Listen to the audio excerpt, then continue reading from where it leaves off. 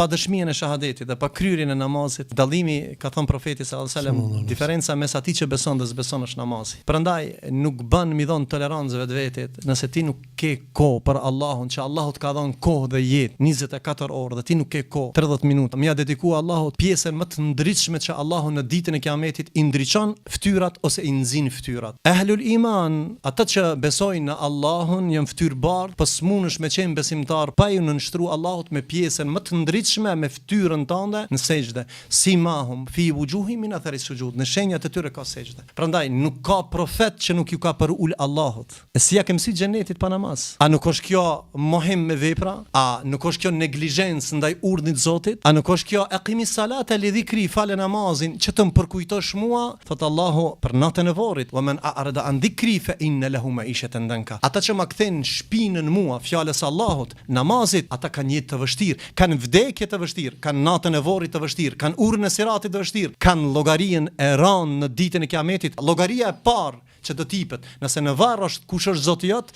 llogaria e parë në ditën e ringjalljes, në ditën e Kiametit është llogaria e namazit. Namazi është peshoja e besimit. Ki namaz ki fe, s'ki namaz s'ki fe. Edhe nuk ban me bë politik, nuk ban me filozofu shumë.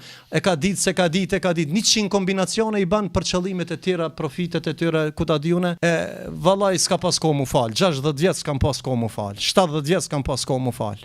Ama gjithë punë tjera i ban, namazin se ne ban. Prandaj nuk ka arsye tim për namazin. Po, ka një kategori e njerëzve është. Ai i cili është me xhnun i çmendur, ai nuk e ka obligim. Prandaj Allahu obligimin e besimit dhe kryerjes së obligimeve, duke kryer farzet, në të cilën mas shahadetit është kryerja e namazit, është për njerëz të mençur, jo të çmendur. Ama flasim për njerëz që bëhen të mençur, a realisht ato janë të çmendur, ato janë të mohu mirësit me zor bëhen kanë siç thonë populli, me zor të çmenden afdan. Pra, nëse dojmë jetën e vartë ta kemi të lumtur, e jo të trishtueshme horror, duhet ta falim 5 vakt namazin. Prej sharteve, prej kushteve, të ndriçimit të natës vorrit është kryerja e namazit. Mos jam syn dikush me hi, pe këshilloj veten dhe çdo kanë që ndëgjon, me plot sinqeritetin më të madh. Nuk humb asgjë, vetëm fiton shumë. A mundesh me humb shumë nëse nuk e fal namazin? Prandaj falo dhe fito. Falo dhe fito. Namazi është hayya ala sala, hayya ala al-fala. Hajde në namaz e janë shpëtim. Nëse nuk falesh, nuk je shpëtuar. Namazi t'jep komoditet të momentin më të fundit kur do dalish para Allahut, momentin e vdekjes, një prej shkaqeve të përforcimit është kryerja e namazit. Pa namaz është problem.